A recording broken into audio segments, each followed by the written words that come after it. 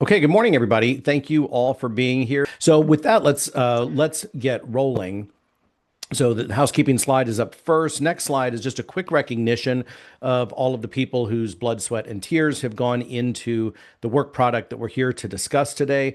This particular revision spanned multiple years of conversation, which meant multiple years of committee membership. So we have 2 years of the CCR contract and forms committee and folks to thank for all of that. And a whole bunch of those folks are attorneys who have volunteered their time as well. So primary hosts today are me and Jenny Park. So we're excited to be in front of the firing squad. We're going to go through this in the order that it appears. And you're going to find some of these will go very, very fast. It's just here it is, because we're going to save time for the ones that we know will generate a lot of conversation. So starting with the easy, boring stuff, we've reformatted lines at the top of page 1 just to better allocate space for parties' information. Just a reminder to make sure that you are getting addresses for the parties filled in. You do still need that if you want to make sure you are complying with the letter of the notices requirement. We've also reformatted the real estate description with better line and spacing length, again, just based on experience with where people were running out of space. So here's what we're getting into the first real exciting change, which is the purchase price paragraph. So the big change here, the headline change here is there is an option for non-refundable earnest money. And we'll come back and spend some time talking about that. There has been some other general rewording throughout this paragraph. And then one other quick clarification, which is we've added distinct options for escrow agent. Before that was not totally clear. And as we're finding that it's more and more common not to have brokerages holding earnest money, it's become more common to need to specify, well, here's where it is going to be held. Okay, so now we're going to spend a few minutes talking about the non-refundability part. So this came about because, especially in a competitive market, especially in a multiple offer situation, you've got folks that are trying to put their best foot forward, trying to somehow say, both symbolically and substantively, no, mine is the most solid offer. Or in this case, it's tantamount to saying, hey, $3,000 or $5,000 of non-refundable earnest money says that I'm serious and I'm not going to jerk you around. So here are some of the considerations regarding this new earnest money wording. First of all, as I said, this is an option. So the option for refundable and non-refundable are not mutually exclusive. So you can allocate two different sums of money, which collectively get combined and all are credited toward the purchase price if you do close. But whatever you allocate as non-refundable, you are not getting back, except Jenny Park, in cases of. It would be a seller default or there would be a casualty. So in other words, you cannot get non-refundable earnest money back because your financing did not come through, or you're not happy with the home inspection and nothing happens in home inspection and everybody walks their different ways. That does not mean you get your non-refundable earnest money back. So I think that buyers agents need to be very aware and communicate very clear to a buyer that it is very rare circumstances that a buyer would get non-refundable earnest money back to them. So what's going to end up happening in the field is we know that buyer agents are going to be counseling clients. We suspect that this provision is going to be more likely to be used when somebody is really eager to put their best foot forward and say, no, I mean it. I promise I won't jerk them around. You know, the issue that we on the real estate broker side have had for years is our clients will claim, no, I'm not going to jerk people around. Then they get buyer's remorse because they paid $10,000 over list. And whether they do it consciously or unconsciously, they decide they're going to beat the $10,000 out of the seller after the home inspection. And so in short, no matter how bad that inspection is, you're not getting that money back. So it's putting some serious skin in the game.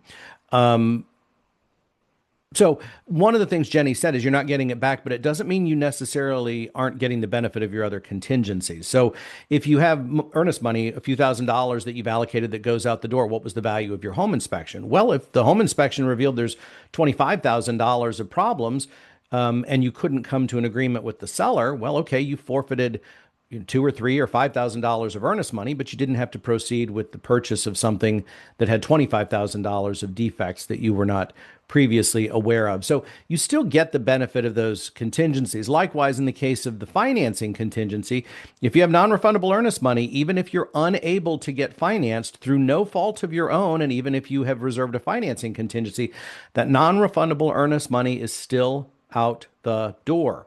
So you're going to have to balance on the real estate broker side, you're going to have to balance clients who are usually eager in a time sensitive situation, basically telling you do whatever it takes not to lose me this property. But you have to understand the stakes here well enough that you don't end up with a client that says later, you never told me this could happen, as the deal falls apart and thousands of their dollars are never coming back. And they were counting on you to be the person that made sure that that happened. Okay, so Jenny just told us the only two exceptions for getting non-refundable earnest money back are either the seller breaks a promise, the seller is in default, or the property burns down or otherwise suffers some major casualty where it would be objectively unfair to force a buyer to proceed or to lose money because the property is now damaged. So the question that came up the first time we did this is, well, wait a minute. I've got a leaking drain trap at the final walkthrough. And so that seller, unless they fix the leaking drain trap, that seller is in default because 5A2 promises that that isn't going to do that. So now I get my earnest money back if the sellers are mean to me. Right, Jenny Park? No. The problem that you have is that while 5A2 is warranted under essentially our contracts and you've checked 5A2, the problem that you have is that you're going to have difference in opinion whether it is a 5A2 item. So it does not mean a clear seller default. So no, it doesn't mean that I get my earnest money back and we're done.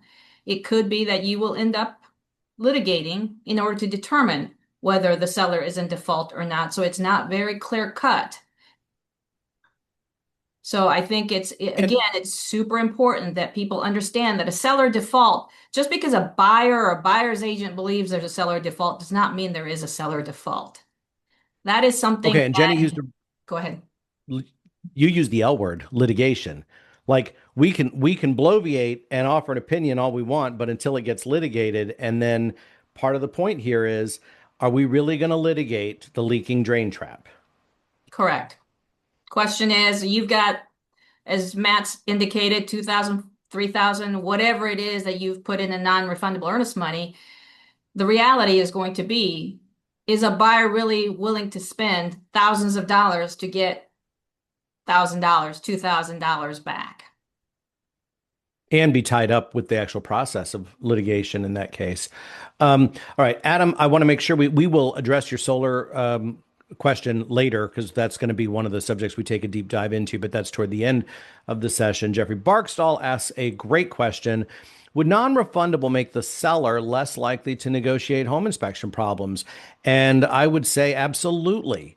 And that's a very foreseeable consequence, but it's a great question because buyers need to understand that that's a very likely consequence. You're basically saying up front that, depending on what amount you've put up there, thousands of dollars of money I will never get back are your assurance that I will not nickel and dime you. And if I do try to nickel and dime you, to Jeffrey's point, is the seller less likely? Jamie, the question was, is this stuff, non-refundable earnest money, going to make the seller less likely to negotiate? So assume that you get a post-inspection notice, and let's just assume good faith requests. So buyer who really genuinely believes, no, these are all reasonable requests. We left out any of the demands for little stuff that really wouldn't rise to the level, and now the seller won't do anything. Does this increase the chances that the seller's not going to do anything? Absolutely. But that really goes back to the overarching sort of context for these contracts, especially in this type of a case where you are still going to have where you may still have an inspection contingency. The overarching context is the contract says you've seen the property, you kind of know what you're getting, and you're promising, barring something really major and that you didn't already know about, that you're going to stick with the deal. And so, like I said, ultimately, thousands of dollars of skin in the game says I'm not going to nickel and dime you over stuff. And absolutely, I would expect a foreseeable result will be less negotiability by sellers when you do that. So that's a great question because I think buyer agents need to go in knowing that. Okay, back Matt, I to had someone some. the other Yeah, go ahead, Scott. sorry, I had someone the other day ask me, well, if a buyer tenders non-refundable earnest money, does that mean that's the limit of their liability if the buyer backs out? And I told them Oh, no. So wanted to no. That's a clarify that just because you agree to relinquish earnest money, that is in no way a limit of liability on a buyer's part. Yeah, and in general, and the issue of limit of liability has been true with our contract language forever, as far as I know, which is for those who are unfamiliar, certain types of contracts may have a liquidated damages provision, which is just basically saying we're all going to agree up front that this amount will get forfeited and this is the extent of your liability. We do not have that. So we have the opportunity now in a few different places in our new contract. We have the opportunity for a buyer to forfeit their earnest money, but as Scott just said, not have that in any way represent a limit to that buyer's liability if they have defaulted. So, the classic example in our world is buyer breaks a promise, house goes back on the market, house sits on the market for 90 days, gets 2 or 3 price reductions and sells for $20,000 less. And if that was all due to a provable buyer default, you may have a solid case for tens of thousands of dollars of damage.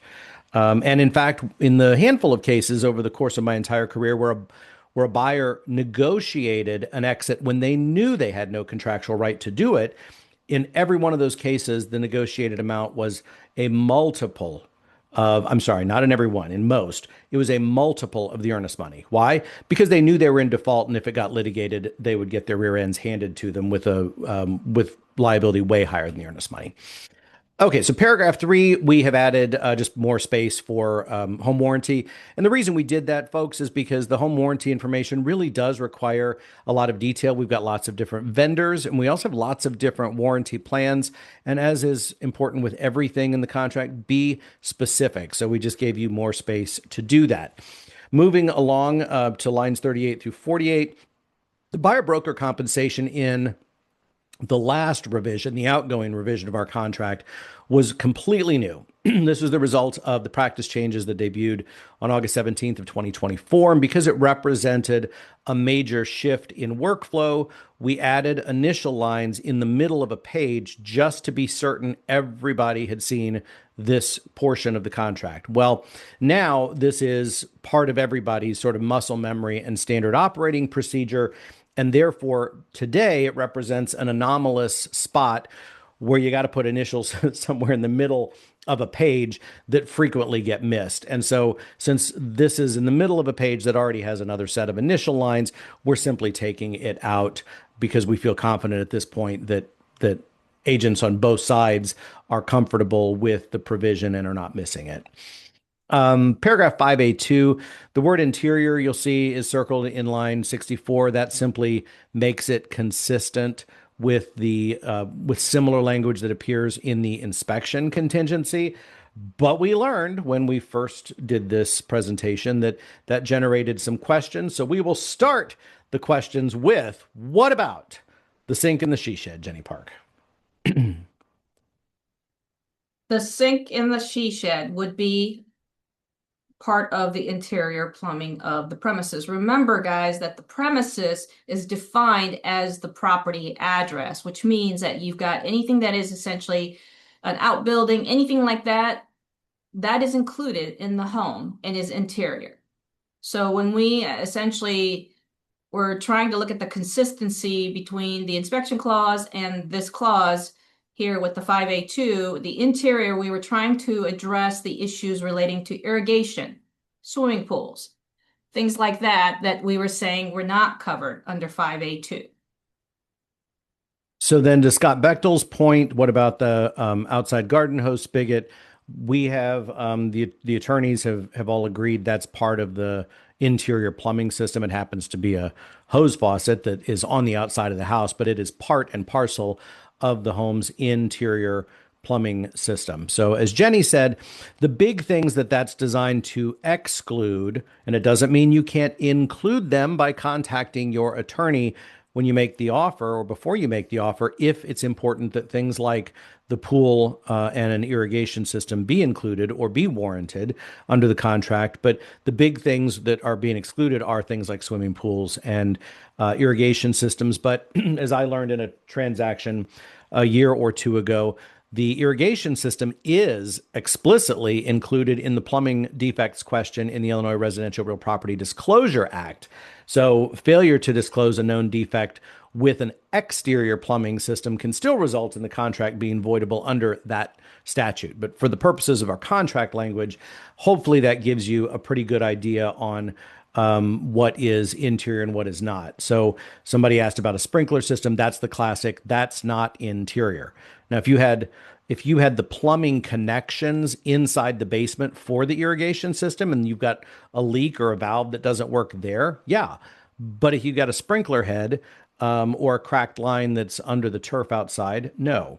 So we had another question. So if a buyer won't sign, and I'm not clear about this, question was asked by Jeremy. So I've got your attention now. Feel free to clarify. But the question was, if a buyer won't sign, it would still need to be litigated by the sellers. And to avoid those attorney fees to litigate, the seller may have to settle no different as now and agree to split or release it entirely so they can resell the property. And I'm assuming that the question is coming up within the context of non-refundable earnest money. Yeah. And I guess the one thing here is non-refundable doesn't mean that it's automatically released to the seller. Obviously, it still sits with whatever escrow agent has it until one of three things happens. It gets paid into a closing. It is distributed in accordance with a court order incident to some legal action, or number three, by the mutual agreement of the parties. So yeah, it is possible that you may get, I have certainly been party to or not party, but an agent in transactions where somebody was clearly wrong and they still got part of their earnest money back for exactly the reason you articulated. We can tie things up and basically make a pain of ourselves enough that they'll agree to do something. So that also, Jeremy, it also brings up another point, which is it may be a good idea to have some refundable, some non-refundable. So there is some incentive. If the buyer feels like, well, I'm not getting any of it back, so I have nothing left to lose, there is an element of give them some incentive to not be jerks, because they will have some of the money coming back to them if they're not going to be jerks about it. We got another question. Are sewer lines included between house and street? They're included separately, not under interior plumbing, but they're included separately. And we have clarified the inspection contingency language. So we'll talk more about that in just a minute. What about buried drainage systems associated with gutters? That would definitely not be an interior plumbing issue. Now, that might be contributing to, so classic example would be old house with old ceramic clay underground drainage tiles that have collapsed, where a downspout goes into like a standpipe and it originally went somewhere and it's since collapsed. And now all that water is basically dumping into the ground next to the foundation. Well, yeah, it may cause a problem, and that may rise to the level of a qualifying deficiency under the inspection contingency, but that is not within the definition of interior plumbing for the purposes of this. All right. So home inspection contingency updates, which are going to dovetail nicely with some of those questions. So the biggest change here is we've got a new option, and it's an option for doing a custom financial threshold above which the qualifying deficiencies must rise before you have even the right to ask, not demand, not insist, but even to ask for them. And so just a quick reminder, previous revisions in modern history, previous revisions of our contract, the threshold for qualifying deficiencies has been the greater of 0.5% or $500. And the contract committee, at the time that we put that language into place, we were looking for a scalable solution. That is to say, bigger dollar transactions should have a higher bar that must be met, because if you were buying a $500,000 house on the resale market, that is to say, expensive house, and you know it's not new, you should have the wherewithal, if you're going to be a home buyer in that sort of territory, to deal with a couple $1,000s of stuff. even if it's serious stuff. But if it's under, $2,500 on that $500,000 house, that's within the realm of what you kind of signed up for if you're going to buy a not new house. And likewise, if it's a VA buyer buying something for 150, that threshold now is down to $750, reflecting that the lower priced home buyer may have a less financial tolerance for that type of stuff. So going back to how do we sweeten the deal, if you're trying to put your best foot forward, you could sweeten the deal by saying, you know what, you don't have a pre-listing inspection for me. And so I'm not comfortable proceeding without an inspection contingency. But then what's the issue we've always dealt with? What's the assurance you're not going to nickel and dime me? The assurance is, instead of having the threshold be 0.5% on that $500,000 sale, I'm going to make it 1%. I'm going to put in $5,000. So doing that means I don't get to even make requests under the qualifying deficiency category until and unless the total of the cost of repairs would be $5,000. So again, it's more opportunities to formally codify that we're not nickel and diming people in the inspection contingency. Any other comments or thoughts from the attorneys?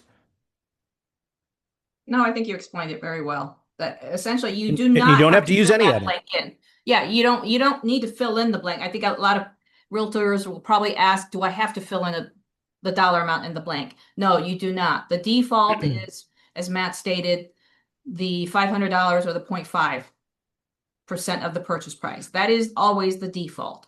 So if you leave that blank, it will always be what you've always known in the prior contracts. And I just put that on the screen, Jenny. So that shows up now in line 118. So exactly what Jenny was saying, it says right next to the blank, if you leave it blank, nothing changes. It's going to be exactly what we have had. So yeah, that's a really important point. So if you either miss it or it's just your intention to leave it with that sort of default threshold of 500 or a half of 1%, simply don't fill it out. And as is the case with lots of stuff, never hurts to put NA in, so it's really clear that you did that on purpose as opposed to by way of omission. So in the updates, we have reformatted a lot of this. We had a whole bunch of lettered subparagraphs that related to paragraph 5D. 5D was always the sort of the guts of the inspection contingency. So some of what you're going to see in the new document simply is a reformatting that rolls a lot of stuff that really was 5D related into 5D. So you're going to see 5D is larger. One of the issues that we didn't have an explicit provision for that we found out in real life was coming up on a semi-regular basis was the outgoing contract language under paragraph 5D, the inspection contingency. You have a notice deadline by which the buyers must serve a notice of unacceptable qualifying deficiencies. And then the contract said that within 5 business days of the service of that notice, the seller shall respond. And then it gave them the options for how they could respond. But it was silent about what happens when the seller didn't respond. So we now have an option or default language that says, well, here's how this is going to operate if the seller does not respond. And we'll dive into that here in a second. I'll pull the language up. We're also better addressing material defects with special categories. So I'm going to back up a little bit, zoom out for a moment. The broad context when you're serving a notice under the inspection contingency is you've got 2 categories of things you can ask for. If and only if it's a 5A2 contract, because you could have a 5A1 as is contract with an inspection contingency. So think about that for a moment. You could have 5A1 and still have an inspection contingency. That's as is. In most cases, we see mostly 5A2 contracts. That is seller warranties on major mechanical systems with the requirement being operating condition, not new, not perfect, not code compliant, operating. So if you have legitimate departures from 5A2 operating condition on mechanical items, you don't have a minimum financial threshold that has to be met. Now, again, I put this against the backdrop of our conversation a few minutes ago on non-refundable earnest money. $2,000 or $3,000 or $5,000 non-refundable says you're not going to jerk the seller around over the little stuff. But the classic example, and the reason that I put the image up earlier, classic example of a very clear-cut departure from operating condition on a plumbing item is that drain trap is gushing water, and never in the history of indoor plumbing was that supposed to be doing that. It's a departure from operating condition. I want it fixed. And under 5A2, there is no financial threshold that must be met to make that type of demand. Other inexpensive examples would be outlet is dead without some underlying systemic electrical issue, GFI doesn't trip, stuff like that, where something needs swapped out, but it's not super expensive. So that's bucket number one, no financial threshold, but it's got to be within the realm of mechanical systems warranted under 5A2, and it has to be a legitimate departure from operating condition. Bucket number two, those are the qualifying deficiencies. And in our previous revisions of the contract, we devoted a lot of verbiage to trying to make clear to buyers and sellers, qualifying deficiencies are big deal items. It's not small stuff. It cannot be related to age alone. It has to be a big deal. And it can't be deferred maintenance. I mean, there's a whole bunch of qualifiers in that. And so those are your two major buckets, but we had a few other buckets that had sort of asterisks on them, which were, what happens with termites? Because that was a different category. What about septic, sewer, or well systems? And so we have integrated those better, cleaned that up so that all of those items are much, much more clearly articulated with what are you doing with those. So I'm showing you here on this screen the marked up messy version just so you see what all has changed. I think Susan had asked earlier a question about sewer lines. You'll see one of the changes here is we've added sewer right alongside septic. I think traditionally, septic was often for rural properties, but a lot of the same issues can come up with a sewer line. And why is this in a separate special category? And why have termites been in a separate special category? Well, because with qualifying deficiencies, on the one hand, we've had a threshold. You don't get to ask for them until and unless the ask is greater than the threshold amount. But the flip side of this is true. There are certain issues where if you have a terrible sewer line issue or an entire septic system that has to be replaced, you may be way into five figures. And you may have a seller that says, I can't have an unlimited obligation to do something, to write a blank check with money I don't have. So I'm not disagreeing that the septic system is defective and needs replaced, but I don't have the ability to spend $20,000 to do it. And the seller had no way to get out.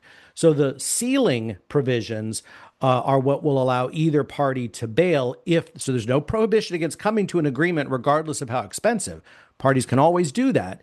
But for some of these provisions, when we exceed the ceiling, it will let the parties pull the emergency brake and get off of the train and say, no, I'm done now.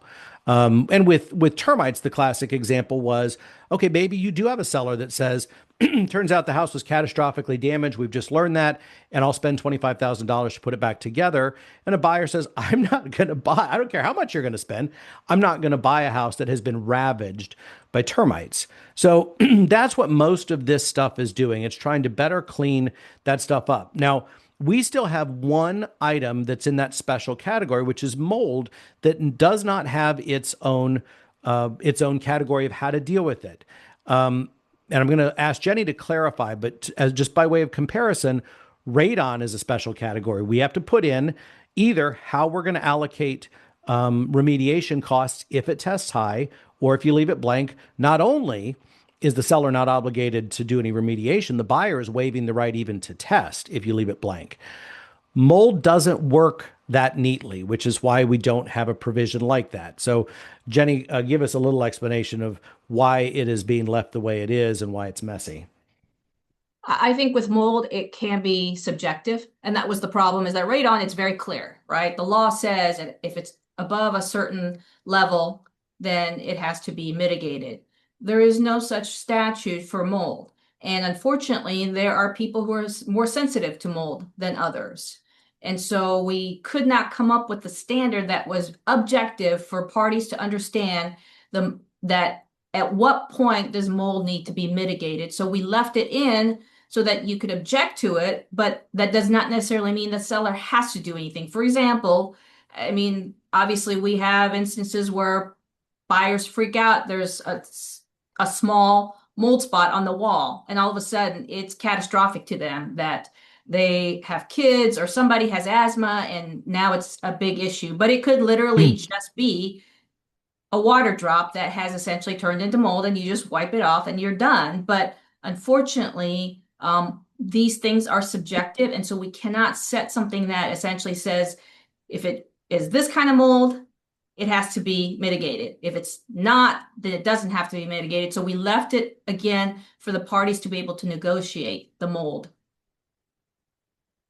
So to the extent that, as Jenny said, mold stays in the general category of potential qualifying deficiency, if you have a client where mold is a really serious concern, you probably still want to go see the attorney before you write the offer and look at getting some specific language, because I go back to the use of the word potential, something that a particular buyer with a particular medical history or known sensitivity may have and say, this would have to be a deal breaker. I can't be forced to buy it if it has this type of mold or this type of mold above this concentration. Fine. Get a custom contingency that adds that, but you got to do that up front. You're going to have a really hard time because of the inherent subjectivity, citing it as a qualifying deficiency unless it is terrifying. And the example that I've given is many years ago, I had buyers who purchased a house that had had a brand new roof done just within the preceding 2 or 3 years. And it was a tear off. It was a first layer. The problem was the sheathing was badly rotted, and it was completely covered with mold on the underside. That is to say, in the attic, it was a complete mold farm if you looked up. And as a result, the whole new roof was fundamentally defective. It should never have been put over such badly deteriorated sheathing. That would be an example of where a mold issue or mold and related issues of rot and deterioration, I think, would clearly meet that definition of qualifying deficiency. But, if it's not really meeting the spirit of all of those qualifiers that are in the definition of qualifying deficiency, don't assume that mold issues alone will get you out. And we want to repeat something that Jenny has said. When you meet that threshold for qualifying deficiencies, you don't get to insist. You've simply, by exceeding the threshold, you've simply gotten to the point where the gate opens and you're allowed to make the request. If you don't come to an agreement, contract will terminate. And correct. if I you think that Matt, sorry. I think that agents seem to be under the presumption that when a request is made by a buyer, seller must do it. That is not the case. The only things the sellers are obligated to make sure is that the warranties set forth in 5A2 are true and correct. Otherwise, the seller doesn't have to do anything. Even if you've got a big hole in the roof and the house is about to fall apart, a buyer can't say the seller needs to fix that. The seller's not obligated to fix anything. And part of what will shape those conversations, because Jenny just gave a really good extreme example. Seller could still say no. Oh yeah, I can see in your home inspection report, I can see the sky and the daylight coming through what is supposed to be a chunk of the roof. Now, you may have other bits of leverage like, well, a reasonable seller is going to want to fix that because no buyer will get mainstream financing if it's not fixed. So there are other factors in play, but don't make the common mistake that agents make, which is going in guns blazing on the demands, acting like you have a right to have them addressed. And in fact, just the over asking will tend, as many of us have learned, will tend to really make a seller who is willing to be reasonable be just reflexively inflexible because they're so put off by what they perceive as over asking. So just be careful with that. So again, I showed you this slide earlier. So back just to show you what the clean version looks like with all of these changes actually baked in. Looking at the seller response time. So here's what we have on those changes. So looking under Roman numeral section 4. And by the way, folks, I don't have line numbers on the markup versions because I don't want to give you line number citations that aren't actually correct on the final version. So where you see screenshots with line numbers, that reflects the final clean version. And so those line number citations are fixed and accurate. So anyway, under subparagraph 4 here, it says or sellers have not responded to buyers' demands to remedy the qualifying deficiencies as set forth below. So now we have a very explicit roadmap. So what happens in the case of a seller either willfully or inadvertently failing to respond? Now the buyer has a decision to make. The buyer, so let's zoom out, go back through this. So you've got your fixed deadline in the contract that goes in at the time of contract formation, which is the notice deadline. The notice deadline may still not end up being the actual trigger deadline for all of the deadlines that follow, because the notice deadline is the latest date that the buyer has to serve a 5D notice. And most of us are going to leave a reasonable amount of time. And in most cases, we would hope that our inspections are done and our notice is out the door ahead of the deadline, not on the deadline. So let's say you got a deadline of January 31st, but you actually get your notice out the door on January 28th, not January 31st. This next period is going to be triggered based on the effective date of the notice, not the notice deadline. So the 28th is notice served date, and then you're counting business days starting with the first business day that follows the date that the notice got served. So now what it says is you've got, once you serve the notice, the sellers have 5 days. Business days. We came up with that a few years ago because we know, in general, post-inspection notices are dumping a bunch of bad news, usually unexpected bad news, on a seller. Sellers typically will need a reasonable amount of time to perform some due diligence. They may not be unwilling to agree, but they're not going to say yes to something they have no idea what it's going to cost. So we have the 5 business days to allow for a reasonable period of time for the sellers to perform due diligence and respond to the buyers. Once the sellers have gotten their response out to the buyers, that then triggers, under our old language, triggers a 3 business day period for the buyers to decide, am I going to accept or reject their response? The change here is, what if the sellers don't respond? You serve your notice, you have your 5 business days, you get no response in 5 business days, and starting at the end of the 5th business day, you now, in the absence of any seller response, now go into that final 3 business day, balls back in the buyer's court. That's the key distinction. In the absence of a seller's response, the ball is still, according to our contract language, is still going back into the buyer's court, and the buyer now has 3 final business days to decide, am I going to just accept it? Sellers didn't agree to anything. They didn't respond. Am I going to waive all of my requests? All those terrible things I said about your property, I didn't really mean any of them. I will take it anyway, exactly as is. Or if the sellers have not responded, the buyers may serve a notice of termination and bail. Okay, those are their options. If you don't do it within the 3 business day period here, the sellers are, in the absence of a response from the sellers, the buyers are taking it as is. Or if the sellers did respond, the buyers will have been deemed under this contract language to have accepted whatever the seller's last response was. And the cautionary tale that I lived through, where I made the mistake,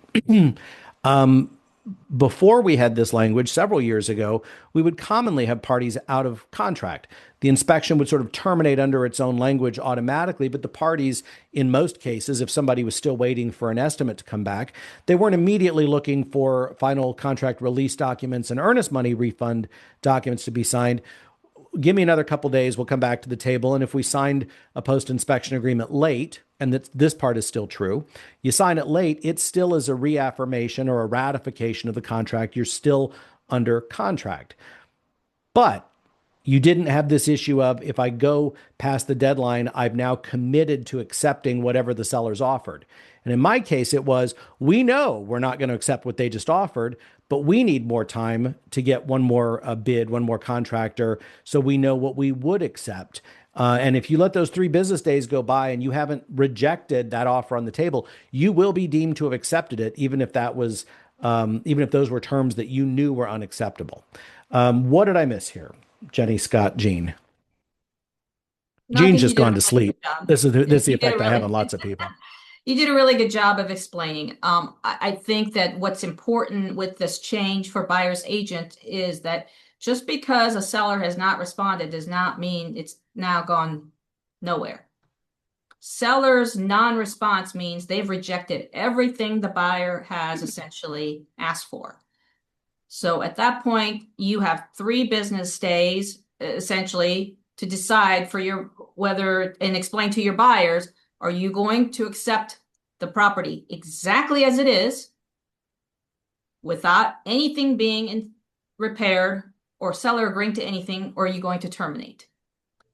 So as Matt indicated, that 3 business days is going to be really important for the buyer. And you can't just let it lapse and say, hey, we're going to try and keep working at it, because you can certainly think that you're going to keep working at it. But if you can't come to an agreement, well, the buyers are still locked in at that point.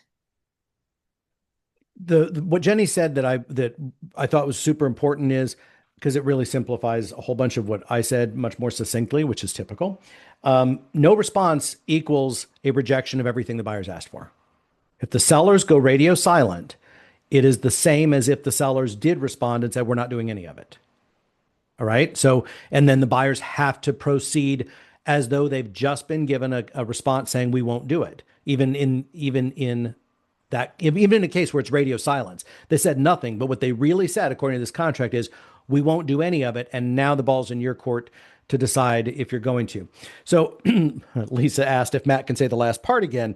I don't know if she means the full 10 minutes, but what I'm guessing she's referring to is, I won't make people suffer. So I put this slide up so we can talk line numbers. So here's the part. It's line 139, 140 under the new contract. If buyers fail to respond by the agreement deadline, the contract shall continue in full force, and sellers shall be obligated to make the repairs and or provide the credit that they have offered, if any. And then the last sentence is unchanged. Basically, now we have officially put to bed the inspection contingency. I would say and we've wrestled with this around this committee table for years. It's harder when we have dynamic deadlines. That is to say, you can't just put on your calendar what day you're going to owe a response by, because you don't know what day you owe a response until you know what day the initial notice was served. So we have a deadline that is a calendar date, but even that isn't necessarily, in fact, often isn't going to be the actual date of the post-inspection notice. And all of these other steps are triggered by preceding steps. So the dynamic nature of the deadlines is probably the biggest thing. And I'm guessing that Lisa's question related to, so you've got the notice deadline followed by 5 business days for the sellers to either respond, or a non-response is the same as responding and saying no across the board. Then the final 3 business days where the buyers have to decide, am I in, am I out? And this brings up in the example I gave. So what would I need to do? We're not ready to be out. We're definitely not willing to accept what you have on the table right this minute. We need another couple of days. Okay, then come back to the table and negotiate for a couple of days. But if you don't get that, and I have no problem, and we talked to the attorneys in previous sessions, if you strike out the 3 business days and put in February 5th, or change it to 5 or 6 or 7 business days, you're not going to give any of the attorneys heartburn that you should go to prison for practicing law without a license. So before you have gotten to that deadline, feel free to extend it if you know the parties are still at the table negotiating in good faith and you're waiting for one other piece of information. But if you get to the end of those 3 business days, Lisa, if you're on the buyer side and you get to the end of the 3 business days, ball is back in your court to decide, are we going to go with what they've offered, or agree to proceed as is because they've just never responded. If you've decided, no, that's not okay with us, you get to the end of the 3rd business day, you simply need to serve that notice of termination, or else you have been deemed to have accepted whatever their crappy offer was that you didn't like, or in the case of radio silence, as is. I take it all back. I'm accepting it all as is. Any other comments from the attorneys? Oh, good. So I think I actually addressed Lisa's question without making you all relive 10 minutes of Matt. Seller failure to respond is not a seller default, so that non-refundable earnest money is still non-refundable. That's a really good point. Yeah, because I think I think what's going to happen, it's almost like Scott's been through this stuff before. I think what's going to happen is you're going to get angry buyers who then start grasping at straws, angrily saying, well, they were mean to me or they didn't do this. And this now makes very, very, very clear the seller's not responding is not a default. The contract provides for what you do if the sellers don't respond. But yeah, that does not a default make. Well, but let's be clear. So what Scott said, let's be clear that that does not nullify Section 5A2 warranties. So I think there was a question by somebody, it may have been Jeffrey, that asked, so that means that even the 5A2 items, the seller does not have to do, and there's no response for it. Again, that could be considered a seller default, but the question is going to be, is it a 5A2 item? What is the 5A2 warranty being breached? So it's not clear cut. So what I would suggest, and I guess, yep. if you have a seller that doesn't respond and the buyer needs a few days, what really needs to happen, as Matt indicated, is you need to essentially go back to the seller's side, say, you haven't provided a response. We need to digest this. And so we're going to need more than 3 business days. So the first thing you should be doing is negotiating an extension of that period, because 3 business days is going to go in a blink of an eye. So reconciling what Jenny had just said about the 5A2 warranty items, one of the things that we added a revision or 2 ago, but in recent years, is all qualifying deficiencies shall thereby be resolved, and the warranties in paragraph 5A2 will no longer apply to conditions noted in the inspection reports buyers have provided to sellers. And I just want to take people back in a time machine for just a moment. That language was added several years ago because what was happening is buyers and or their agents would flat out blow an inspection deadline, and then they would come back and say, yes, but you still owe us all these 5A2 items. And so to ensure that you don't get to ambush a seller with 5A2 items that you learned about in the course of an inspection that you had performed in accordance with paragraph 5D, if you learned about it because of your 5D inspection, you've got to actually bring it up and make the demand in the course of your home inspection contingency timeframe. So the biggest takeaway from what Jenny says, and I kind of poked fun at her in one of the earlier sessions, because she's very good at taking whatever side her client in that moment needs. But the real takeaway for all of us needs to be, you don't want to get into the other side of one of those situations where you're having to duke it out and pay 1 or 2 attorneys to be locking horns and threatening litigation. So mostly the big takeaway is those 5A2 waters are usually going to be somewhat murky. I mean, we could come up with real good clear-cut examples, but most of the time those are murky waters, and you also don't want to play chicken with somebody over a $50 GFI replacement or a leaking drain trap. Okay, so let me catch up with a few of the questions. So Jennifer McLennan said, and this affects the final walkthrough in what way then? Well, technically, it doesn't affect the final walkthrough at all. Nothing about these changes anything with respect to the final walkthrough. So just a quick reminder, what do you get to do or not do at the final walkthrough? Final walkthrough serves 2 purposes. Is the property being delivered in generally the same condition that it was in at the time you signed the contract, with normal wear and tear accepted? Paragraph 5A2 already provides an exception for that. So if somebody scuffs the paint moving the sofa out, that's normal wear and tear. It's not the same as it was, but it's normal wear and tear. So is it still generally the same condition? That's point number 1. Point number 2, it's your last opportunity to verify, to satisfy yourself the repairs that were done either incident to a repair amendment that was part of the contract ever since its formation. And that's common in the case of listings with a pre-listing inspection report. We don't have an inspection contingency. Sellers haven't done any repairs, and the parties agree on the front end. Here's the repairs the sellers are promising to do. You get to verify those. And 5A2 warranted items that are still 5A2 warranted. And what are those? Those are any items related to mechanical systems that did not have defects noted at the time of the inspection or when you sign the contract.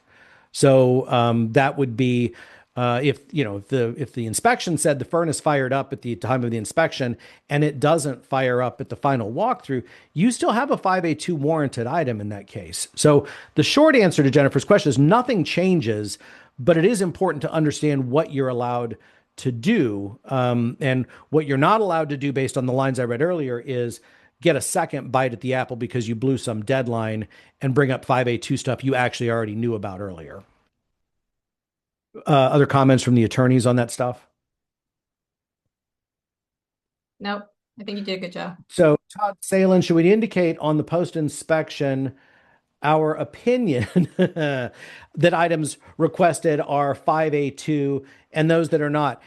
So I'm going to start with what I do, and then I want to hear the attorneys.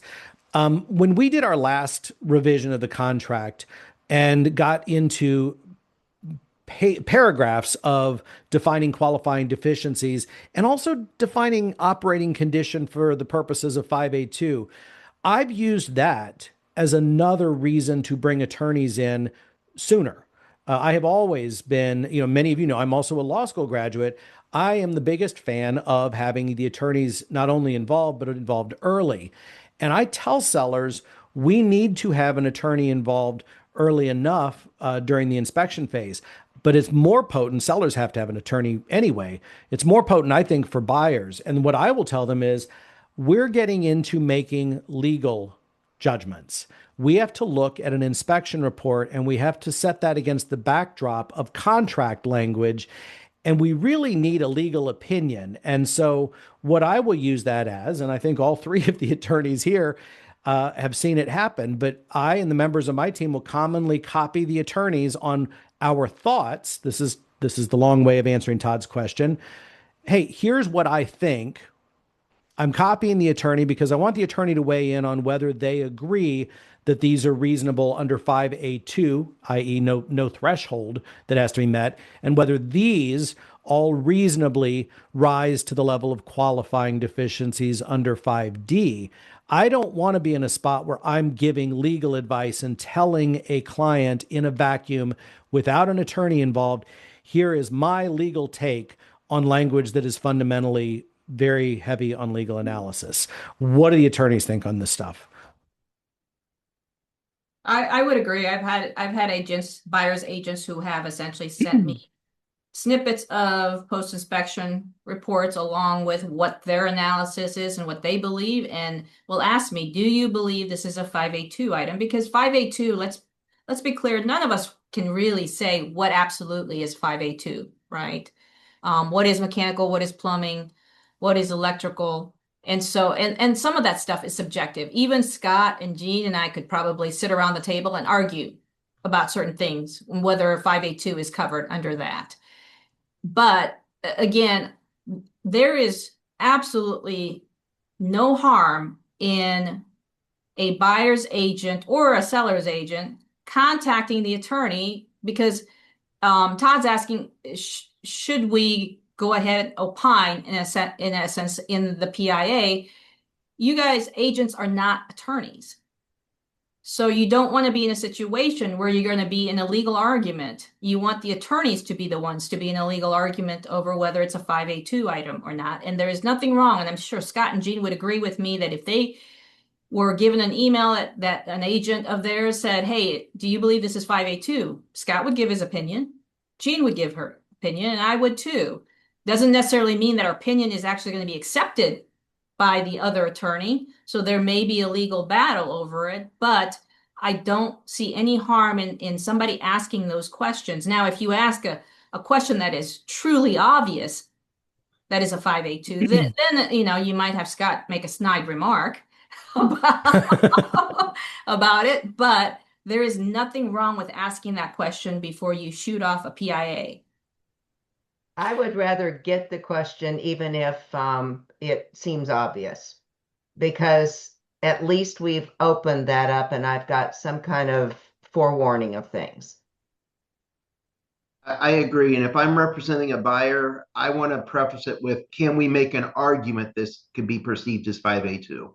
I mean, none of us could say with certainty that every single item, yes, it's a clear cut. As Jenny said, there's a lot of these items that really fall in the subjective gray area in that. And we're going to make our best argument for the client that we represent. But I'm happy to be queried with the question is, do you think we could argue that these are 5A2 items?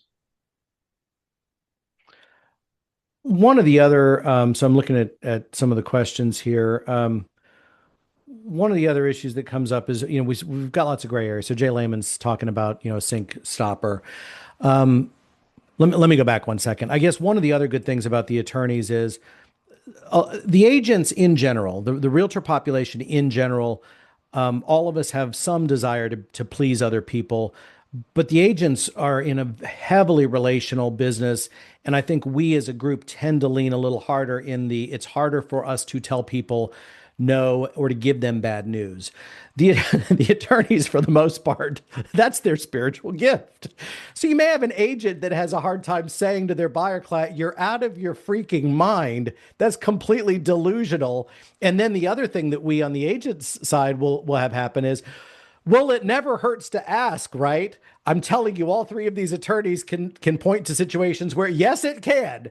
Somebody over asked and it pissed somebody off and a deal blew up that didn't have to blow up because it did, in fact, hurt to ask if you were knowingly over asking. So just one other added benefit, besides the fact that on the broker side, you don't have a license to practice law. You've got the person who is licensed to practice law, who is also just better positioned to deliver the blunt, I don't think you should do that. Now, if they want to ask for something they're totally not entitled to, even after their attorney has thrown a wet blanket on that, okay. But it is, I have seen many instances where an agent has a really hard time directly saying, this is a bad idea. I'll write it that way if you want, but they don't necessarily say this is a terrible idea, and it could hurt to ask. That's point number one. Point number two is Jay Lehman had commented about the drain trap, the drain stopper. And I feel like that's the classic example of, well, if it's a gray area and you go back and look at the language of 5A2 and how it has changed over the years, for those of you who've been in the business for a lot of years, it used to be normal working condition. Normal working was the phrase. And we basically downgraded the standard from normal working to operating, and then further defined operating as if it performs the function for which it was intended, it's operating. And so is the sink working? Is the plumbing working? Is the drain not leaking? And you literally have an issue with a stopper mechanism, and we're wanting to potentially threaten this as a show-stopping item on a transaction that is presumably 6 figures or more. I think the takeaway needs to be agents need to be really careful about setting expectations so buyers don't think that's the right hill to die on. So is the drain stopper potentially 5A2? Yeah, potentially, yes. Is that the hill that your client should be ready to die on? I would think not. I can't think of a case where that is the right hill to die on. All right. Well, stunned silence from the attorneys. I guess that's good. So let's see. Radon, very minor change. Remediation shall be completed, and I'm showing you the markup version, at least 3 days prior to closing. And then parenthetically, we've added, unless otherwise agreed to in writing by the seller and buyer. We don't want to have an absolute requirement in the case that the parties have agreed, you know what, due to lack of availability of the radon mitigation contractor or our choice, we want this person, but they're not available until a different time frame, then you can always do that. But that's the only change there. Going back to kind of the Susan Frobish question from earlier, looking at well systems, septic and or sewer. And I'm showing you the markup. Again, we knocked out the sub paragraph lettering and have folded it more seamlessly into the subsection D, which is all inspection contingency stuff. So we've added well systems, not just the well. It's just a little clearer that we're talking about all related stuff, the pump, the pressure tank, all of the stuff that's related to a private well. And then with septic, again, the same concern, all in the broad and glamorous category of poo pipe problems, but all the same stuff that could be really expensive and a problem on a private septic system, almost all the same things can be a problem with a sewer line on a property that's not on a private septic. In the most extreme case, I've personally had a house not too far from Hessel Park. It turned out the house was nearly 100 years old. It had never been hooked up to city sewer, and it didn't have a septic. And the remedy required an excavator, literally closing the street, and required an excavator in the middle of the road to demolish the street, dig down, I mean, it was incredibly expensive. So we've just rolled all of that in. And again, we've got the $3,000 ceiling. It's not a floor, it's a ceiling. If it goes above that level, parties can still agree on how we're going to resolve it, but either party can say, I'm sorry, I want out. Fair, attorneys, that we good on that? Yes. Let me catch up on questions quickly. Okay, so Natalie Nielsen says, if a contract is 5A1, that means as is, no seller warranties on mechanicals. If a contract is 5A1, and as an example, the furnace is working, it's a good question. If the furnace is working the day you write and negotiate the offer, if it isn't working at final walkthrough, can the argument be made that the seller has to repair? And she's giving, look at her even giving a citation to line number 67. That brings up a great point. It has nothing to do with the changes today, but it's a great point, which is as is 5A1 is not, it's not like the foreclosure purchase contracts that say as is where is, like whatever terrible falling apart state you find it in going to closing, you're taking it. 5A1 is as of the time of contract formation. And so, yes, you still have the ability to demand seller remedies if there is a material change in condition from the time that you form the contract. What I would tell you is your challenge, and the reason that we actually have 5A2 is so we don't have to get into an argument about whether the furnace worked that day or not. If it doesn't work at the final walkthrough, it's clearly actionable. But under a 5A1 scenario, what are you going to reference? Well, either you want to be double thorough in documenting the condition that it was in when you did your showing and at the time or around the time you signed the contract, or in many of those cases, you're going to have a pre-listing inspection report. Hey, your own pre-listing inspection report said the furnace worked. So when we signed our contract, it was with the expectation and with documentation it worked. We're at the final walkthrough, it's dead.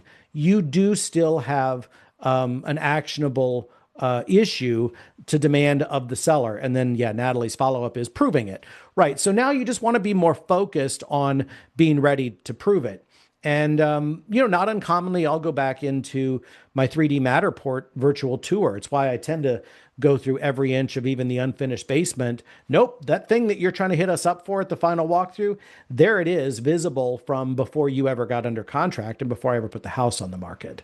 Do the attorneys want to see the inspection? Well, I'm going to let them answer, but I'm going to start out with, I just said I'm going to copy the attorneys on what items on my, basically I'm going to bring them in to be a fly on the wall to my usually email counseling session with my buyer client.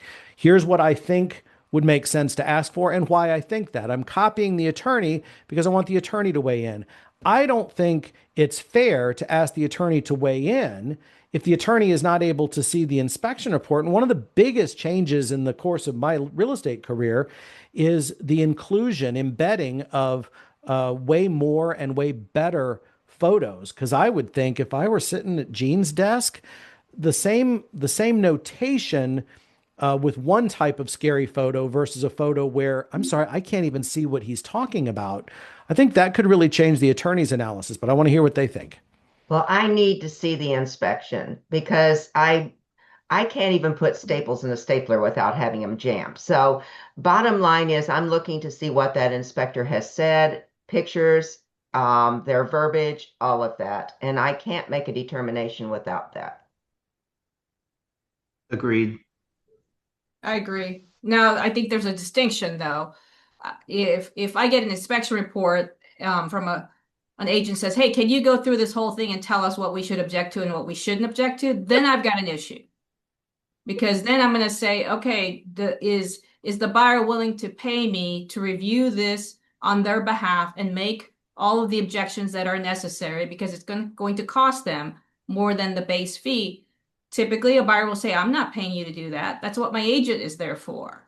So I think there's a distinction of if you're wanting me to look at something specific, and then you need to give me the inspection report so I can see it. But if you're sending it to me to say, hey, can you go through this entire 56-page report and tell us what we should object to and what we shouldn't object to, that's a different question. I completely agree with Jenny. I'm going to go back. There was a question that I think PJ must have answered in the question box, but I will call it out real fast. It was a question about water potability, and I just want to give a couple of specific citations on that. Water potability is addressed both in 5A2 and in 5D. The reason it's important that it is in both, you could have, going back to the Natalie question, you could have a 5A1 as is. Okay, so we don't have 5A2 protections in this contract. You could have a 5A1 as is deal with an inspection contingency and still make an issue of water potability. That is to say that the physical, mechanical aspects of the well system all work and there's water pressure in the house. It's just that the water isn't deemed potable because of various contaminants. That's actionable under either 5D or 5A2. And I guess this brings up an unrelated issue, which is if it's a financed deal, things like water potability turn into, yeah, but whether you agree to do it or not, I'm not going to get my financing if this isn't addressed. And so I have yet another contingency that will let me get out if you don't fix this. But even in cases like that, where the issue is so serious, I won't get financed. No other mainstream buyer will be able to get financing. But if you've got $3,000 of non-refundable earnest money, that money is still out the door, even in cases like that. But water potability is addressed in multiple spots. So Jeffrey Barkstall says, speaking of 5A1, sellers are always leery of allowing inspections on 5A1 for fear the buyer will try to back out after the inspection. Well, I would just say as a best practice, so I'm going to give you my take on this, and I'm eager to hear what the attorneys think. And Jenny, by the way, in our first session, demonstrated no shyness with shooting Matt down when she believes that I'm wrong. So I think if you're trying to sell something 5A2, a reasonable buyer is terrified by a listing that trumpets that it's being sold as is. A reasonable buyer looks at that and thinks somebody is screwing me over. Somebody knows it's got problems and they're trying to offload their problems onto me. And so they get these red flashing lights that go up. You will never know what buyer never even made the offer because you as is your marketing to death. That's point number one. Point number two, and Missy on my team literally today is about to list this type of a property. Okay, we're going to market something as is. It's a very good house. It's a decent house. Bunch of problems that we are fully disclosing in a freshly issued pre-listing inspection report. We're not hiding anything from anybody, and we are really expecting to get a 5A1 because for whatever reason, I have a seller who is unwilling or unable to deal with a bunch of post-inspection demands or repair amendment demands. And so whatever you bring us, bring it at 5A1, but we're giving you everything you need to know in terms of what that means. Now, Jeffrey's specific question is 5A1 with an inspection contingency. Well, the biggest thing you can do is don't not have an inspection that goes with your 5A1 sale. If you have a pre-listing inspection, that's going to go a long way toward, because who are you trying to find? A buyer who knows what they're getting into and is prepared to take on a project and deal with whatever the problems are. And if they are told up front what the problems are, then you're most likely to get that buyer. If it is get under contract and find out later the real extent of the problems, well, yeah, the seller should be worried that the buyer is going to back out in that case. But part of what I talked about is just be cautious about over advertising in the public section. Treat the broker private remarks as your memo to other brokers. Here's what's going on here, or here's what we're expecting, and here's why.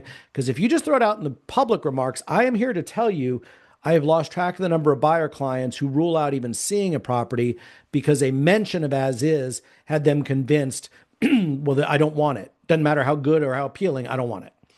What do you folks think? What do the attorneys think? I mean, I don't know what happens in the pre-listing part, but I will tell you that I've had buyer's agents who have called me because it's a 5A1 and they've allowed an inspection, and now the buyer says, I want this fixed, I want that fixed. That will happen. That is a reality. And I tell them that, one, I would have never allowed for an inspection. Honestly, if I'm on the selling side and you've essentially won it to be 5A1, you shouldn't allow an inspection to be done. They can do all the inspections they want after the closing, as I explained to sellers agents. Of knock yourself out. After closing, you can do whatever you want. But if you're doing 5A1, why are you allowing the buyer to come in and inspect? Because that is essentially, Jeffrey's right, that is going to give them kind of a wedge on the door to get in, to say, hey, I noticed that this is wrong now and this is wrong and I want out. And then you create a legal issue, which the attorneys are now going to have to battle, of all of these provisions trying to pick apart. As Matt indicated, I know that it's frustrating, but unfortunately, attorneys, that's their job, is to advocate for their side and pick apart words to try and get their client out, or whatever they are desiring. So unfortunately, while we have done what we can to make sure that we try and do the best we can with this contract, it is not a perfect contract, and we would never, ever have a perfect contract. I don't know that Jeannie and Scott would ever say that we'd ever have a perfect contract that is crystal clear, 100%, no gray area. That's just not how reality is. And so you don't want to put your sellers or buyers in a position that now they're paying legal fees to battle out interpretation of the contract. And I would rather, if you are insistent on an inspection and the parties agree, I would rather have an attorney drafted inspection, because I see a lot of them, they'll add on the 3 words, for informational purposes only. And it's like, I was going to what say does something that about mean? So we get into a lot of that as well. So again, because we don't have a perfect contract, trying to make a contract work where it's just not designed it's difficult. Yeah, the for informational purposes only is a common one. It's a really good example of agents thinking that they know what that means when they have no idea legally what the ramifications are. And I'm glad Scott called that particular language out, because think about it, agents, brokers, colleagues, the ones I'm really talking to here. Our inspection contingency is binary. You either waive it and you literally have no right to even access the premises for the inspection, or you have an inspection contingency, which means an actual contingency.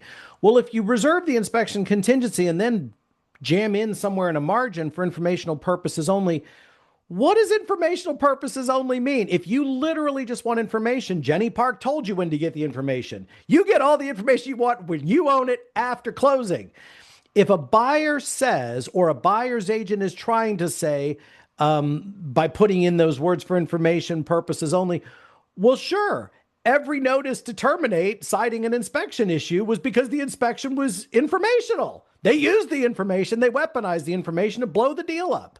So whatever you think you're doing by putting information only, Scott just called out, when it lands on his desk, it is a mess. That is not at all clear. And you're still going to have a deal that's going to be subject to blowing up. We already talked about mold, so that's good. So we're going to move into, Adam's been waiting since the very beginning of our session, since 9:08 for solar. Here is what we're trying to avoid with solar. Initial here.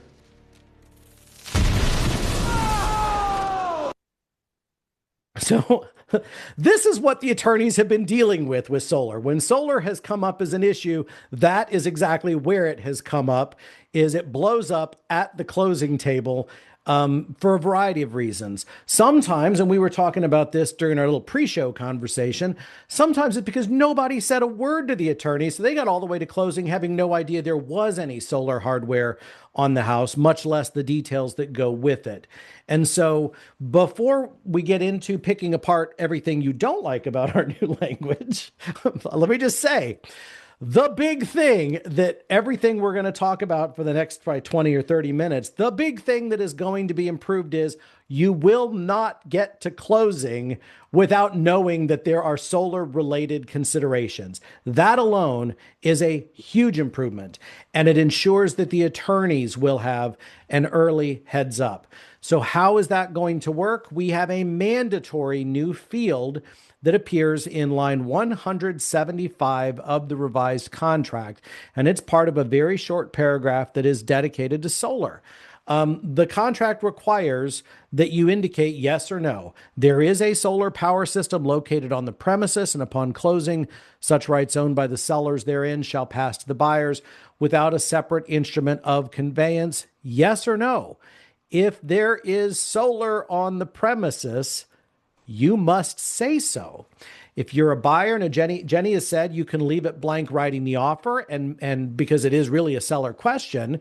But if you're writing an offer and you know it has solar, it's not going to give me any heartburn if you write the offer checking yes, because we want to make sure we get all the other stuff. But the key here is you check yes if there is solar on the property, because it now mandatorily pulls in to part of our contract all of these exciting new solar related provisions. So here's a look at the Champaign County Association of Realtors Solar Power System Addendum, which will now become a mandatory part of the contract when yes gets checked.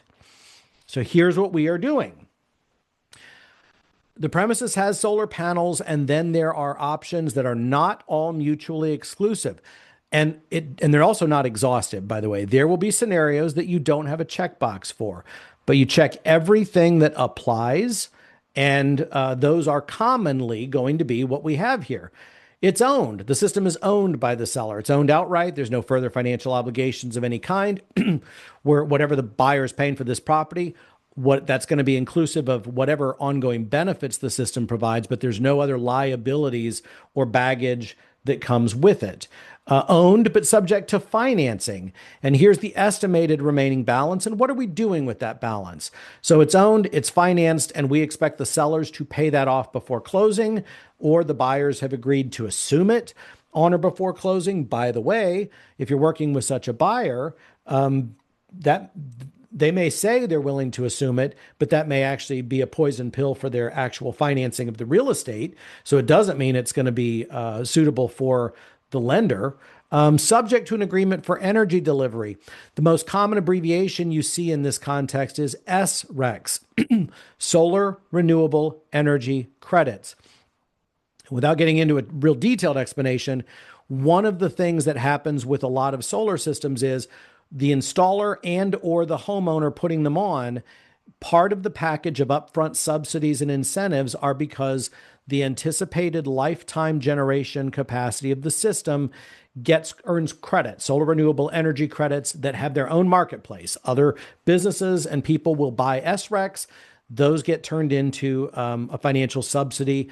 But the key here is there's often a trailing obligation to meet certain minimum production, or else you may, if you fall below the SREC requirement, the new owner may get a bill in the mail or be required to provide a credit card up front that will be charged if the SREC production doesn't happen. So that's the issue, again, that we're trying to avoid.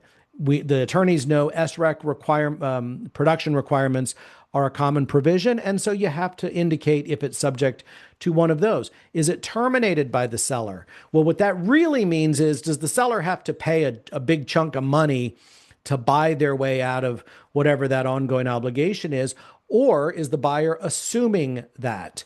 And then panels are leased, and it says estimated, and we've had people ask, why does it say estimated? Well, because in most cases, not all, but in most cases, the leases escalate every year. And we wanted, around the committee table, we agreed we wanted this document to reflect, approximately what we believe the monthly cost is, but we didn't want to get somebody caught in a gotcha because the 3% annual escalator kicked in last week, but your last monthly payment was whatever you put in here. So you put in what you know about the lease. Seller is provided to buyer copies of all documentation, and here's kind of the key provision. So I've got this on two screens. That's the top part of the page. This is the bottom part of this. You got two options. We have all of our stuff together. Buyers and sellers have provided everything up front, just like with a listing that's got a pre-listing inspection. All of the information related to this solar system, all the information related to SREC production requirements, everything there is to know about the system has been uploaded to the listing and provided to the buyer's agent. And the buyers are agreeing, we've seen it all, we've accepted it all, and subject to the check boxes that apply, we know this is what we're getting into and we're cool with it. If you do that, there's no contingency here. It has simply alerted everybody, here's what's going on. And also importantly, the attorneys know solar is an issue and here's how the parties are handling it. That's the if everyone has their stuff together scenario. If everyone doesn't have their stuff together, listing agent has no idea what's going on with the solar, has no documentation, or the seller doesn't, or it's an estate where you have a diligent seller, but they don't know anything about it and they're trying to find information. If you don't have everything together with the parties agreeing right up front at the time of contract formation, we know everything we need to know, we're cool with it, then there is this option, and it's a contingency. The sellers, we're going to get under contract now. The sellers are going to have a 3 business day period to get their crap together and to share all of the stuff related to the solar. And then the buyers now have 3 additional business days to satisfy themselves that they're cool with it. And if they're not, the buyers, skipping to the bottom, can notify the sellers of their election to cancel or terminate the contract. Okay. In other words, if you don't have your stuff together, I would expect buyers are going to need to reserve the contingency. We got a question the first time we did this. What if the buyers are really eager to put their best foot forward and they know that if they have this 3-day contingency, their offer is going to get rejected? Well, if you don't have all of the solar information, and arguably not just in possession of it, but you haven't talked to your Scott or your Jenny or your Jean, because you may have all the documents, but Scott or Jenny or Jean would still need to scare you straight with some information about what that really means. If you don't reserve the contingency and you don't really have all the information, these systems are commonly $40,000, $50,000, $60,000. And if you don't reserve the contingency, you're potentially taking a $40,000 or $50,000 or $60,000 gamble with your buyer's money. So we want to be sensitive to, it's a competitive offer situation. We want to put our best foot forward. This is now probably the biggest, fattest, widest open contingency that our contract has. But there's so much information that's required that if you don't have all of your stuff together, that's kind of what we've decided is the most reasonable option. So the attorneys have all put in a lot of blood, sweat, and tears. I think Jean got the dubious honor of taking the first stab at drafting all of this and then having it picked apart and debated endlessly to get to where we are today. So other comments from the attorneys on this stuff? Well, I would comment. I do want the agents to understand that this addendum is not to be the end-all be-all. If you have a situation, and there may be questions by agents on this seminar, that what if it's this? What if it's that? If it does not fit into this addendum, reach out to your attorney to prepare an additional addendum. So just because it's not addressed in this addendum does not mean it doesn't exist. And there will be instances where attorneys will need to prepare additional addendums. So please don't mistake this addendum as this is the answer to all of the solar power system inquiries and questions and problems. And the second thing is, as Scott had mentioned at an earlier time, non-refundable earnest money is non-refundable, even within the 3 business days and the buyer terminates, because you're not comfortable with the solar power system documents that have now been provided. That was the comment that I was going to make. Yes. Are we starting to notice a recurring theme about non-refundable earnest money? Oh, shocker. It's non-refundable. And I would go back to, so I'll give an example of something that we don't exactly have codified here that was a Scott Perkins item in these conversations. So we've gotten pretty deep into these conversations, and I think our language on this had been close to finalized. And Scott had pointed out we don't have. So we have the assuming of the lease option. Scott had said we probably should have something about sellers prepaying the lease, and we don't have that in here. That's another example of pretty minor modification, but you want to talk to your attorney. And I had said to Scott at the time, well, wait a minute. Why on earth would we want a prepaid lease if most of these leases have a buyout provision? Why would I not want the sellers to just buy it out as a condition of the closing? And Scott's answer was, Scott. Well, as Colleen had mentioned, there are certain circumstances such as maintenance repairs that if a lease is prepaid, but it's still an active lease, then maybe warranties continue to apply. Maybe maintenance and repairs are still provided. So again, every one of these documents is different. So, I mean, we may run across sun runs and it looks nothing like XYZ solar whatsoever. So every one of these is unique in that. So again, really getting them in hand is one of the first things that we all have to do. And again, I just want to reemphasize, push your clients hard because they probably have additional documentation out there that they don't understand, they forgot about because again, out of sight, out of mind. When we have those 3 business days to get all of our documentation together, and that just don't rely upon what your sellers give you without question, because there's a good chance that there's additional documentation out there that needs to be considered. And many But of these also, companies, go ahead, Jean. and many of these companies have gone out of business too. And those are things that we need to be aware of.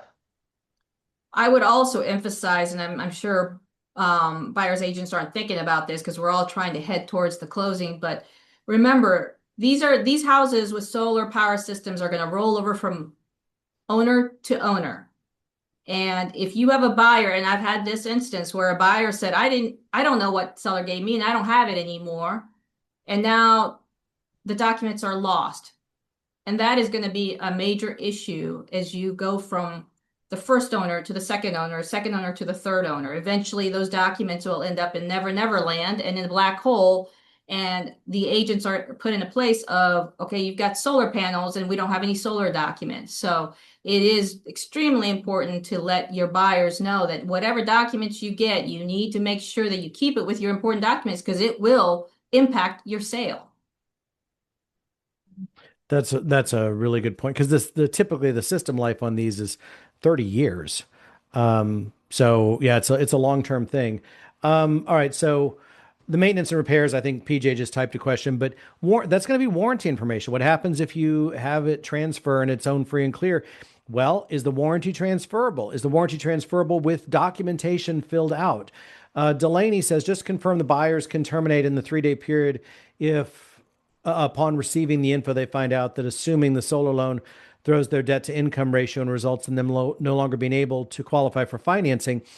I will just point out if there is a financing contingency, anything that renders them unable to get their financing, if they're still within their dates, and that'll be the last big topic of conversation today, we'll still let them get out under a whole separate contingency. So solar power, you could have had the solar power addendum agreed upon by both parties. And after they've agreed upon that, the lender says, we're not going to approve your financing if you're now assuming this other financial obligation, and that will kill the deal. So they're not mutually exclusive, Delaney. Now, why are we doing all of this? We're doing all of this because we want to learn sooner rather than later.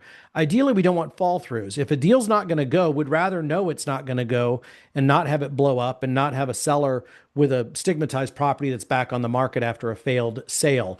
But just be aware, we have any question that starts with if the lender won't approve it, you're going to potentially be subject to yet another layer of contingency that would get you out. William Wade asks a very, very, very good question. Given that a lot of this information is needed from the seller prior to writing the offer, should we have a solar disclosure for the listing agent to fill out with the seller? Well, yes, sort of. This isn't a disclosure issue in terms of disclosure of defects. And so there's no statutory disclosure, and it doesn't even fit within the framework of the reason the statutory disclosure acts and forms exist. But should you treat this addendum as a checklist or a guide, or might you want to take this? I know Bill Craig from my office had basically had ChatGPT ingest this and turn it into a questionnaire or a pre-listing checklist. Any of those things is fine. Use it to guide at the pre-listing stage. Let your sellers know this is all stuff that's going to come up. You have a solar system on your house. There are lots of complications about that. Also, yours, especially if it's paid off and it's generating and it's zeroing out your electric usage, there may be a million great things about it. I want to make sure I'm equipped to adequately market the true benefits of it. But yeah, to the point that was made, get all that information up front. Not only can you attach it in the actual listing, but you can even go ahead and fill out the solar power system addendum and indicate in the broker private remarks, we've already got a pre-filled copy of that form. We got all the information. We got the form pre-filled out that reflects all of the applicable items that the sellers have already checked. And we would ask that any offers be submitted with that form and all the documents you need so that you don't have to reserve that contingency. Every document you need is up there. And if you have questions, let us know before you write your offer. So yes, use it to guide your pre-listing workflow when you know that you're dealing with solar. Just don't let stuff that shouldn't surprise you surprise you. Other thoughts on solar before we move on to our last, some small and then one big item. Okay. A couple small things. Deed of conveyance. We've just added general warranty deed or fiduciary deed as opposed to the previous language, which stipulated warranty deed only, because under certain transactional circumstances, a fiduciary deed is required and is not technically what was specified before. Taxes, assessments, and prorations. There's a little bit of cleanup language here. The attorneys, local attorneys, were finding that out-of-area attorneys had a very literal reading that wasn't always in line with local practice. And so there's been some cleanup language regarding what we're using for tax prorations. The most important real world change in this is you're going to see in the middle of the page. And again, I'll give you a line number citation on the clean version, but in the middle of the page, this is regarding a buyer assuming the installment payments for a special assessment. A lot of our colleagues, excuse me, folks, a lot of our colleagues seem not to realize that our standard contract language didn't give the option of the buyer to assume the easy pay plan. Our standard contract language on the outgoing version said if you've got a special assessment paid in installments, the seller is obligated to pay it all off at closing. And I would commonly see listings that said otherwise, buyer to assume special assessment payments, even though I don't think they realized the contract that they were going to get under said exactly the opposite. So this actually now switches our default setting. If a special assessment is payable in future installments, only the current year's installment will be prorated and the future installments will be paid by the buyer. Yet another twist on the Delaney question. Yeah, yes, but that doesn't mean that the lender is going to approve it. So I've had this note at the bottom. While the new contract language has the buyer taking over the assessments if they're payable in future installments, that may still be disallowed on financed transactions if the lender won't allow it. And that could be for two different reasons. I saw Jean nodding because she could already see this happening. I can think of at least two, and the attorneys may think of others. One is, hey, that buyer qualified based on the principal, interest, taxes, insurance, and the condo fee, but the buyer doesn't qualify when you add in an installment payment for special assessments. So that's one item. Buyer won't qualify. But item number two is, as most of us know, the lender has to give the condo association a whole separate financial colonoscopy. So they make all these demands straight from the association. And if they aren't satisfied with the finances and the financial documents that are provided, they will also not approve the deal. There are going to be certain types of repairs where what you're basically saying with one of these special assessments billed in installments, we may have some pretty terrible problem, and we're now collecting installments to address a pretty terrible problem that we now have a lot of documentation about that hasn't been fixed. And that may also be enough for a lender to say, no, we can't finance one of these until that problem has been fixed. So it's an important change with an asterisk, because if it's financed, there's at least two reasons a lender may still say, we're not going to approve this. And also, it doesn't mean you have to do it this way. And also, one logical question will be, well, why would any seller ever prepay? Well, sometimes there's a financial incentive to prepay. The associations will try to get those who have the liquidity. If you'll prepay, we'll give you a discount, because if we can collect most of the money up front, we as an association have to borrow less. And if it's an issue we need to address sooner rather than later, it lets us actually get this started. So just be aware, if yours is paid off and another unit in that same association is asking the buyer to assume $150 a month special assessment fee, well, you ought to be able to get more for the one where that's already paid off. So just some things to be aware of. Jean, did you have any, was reading your nonverbals, any other catastrophizing that I missed out on? No, I don't think so.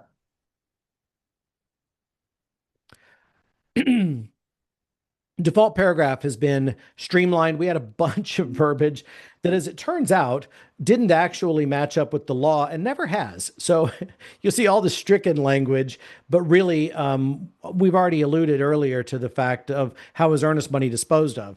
Well, paid into closing pursuant to a court order or mutual agreement of the parties. This last option has just been revised to say if there's a dispute, that's exactly what we're going to do, released only in accordance with applicable law. Okay, so we got some financing contingency changes. And remember, the financing contingency effectively works with two paragraphs. The first of these is now renumbered as paragraph 16. We're putting in as much detail as possible about the type of financing that this deal is contingent upon, because the next paragraph is going to specify deadlines and the conditions under which we can pull the trigger and get money back. So changes on the conventional one, loan to value is now at least. That way we don't get into, especially if you have a high detail borrower/buyer who is hand wringing over, well, I might do 20% down. I might want it to be 80%, but I might want to hold back some cash because I might want to do the floors and I don't want to have to decide that right now. And what do I put in? Is the contract now making a liar out of me? You can put at least 80%. And if they decide they want to do an 85% loan, it will be fine. So that's what that does. The VA loan, here's a very small technical change. So VA did not for a long time allow buyers to pay for the veteran/borrower to pay for the termite. And so once, going back several years, once we stopped making the termite inspection a standard seller obligation, we then had to have a carve out that said, except if it's a VA loan, in which case it is a seller obligation because the Veterans Administration won't let us charge the borrower with it. But now that rule has gone away. And so now we're taking out the carved out exception to just eliminate it, because it is okay for the veteran borrower to bear that charge if required and if applicable.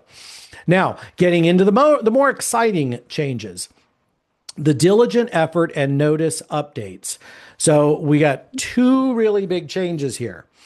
You have to identify upfront whatever lender or lenders you intend to use, because you won't get the benefit of your financing contingency if you switch to using a lender you have not previously noticed either at the time of offer or mutually negotiated after getting under contract. And I'm going to unpack that for a moment.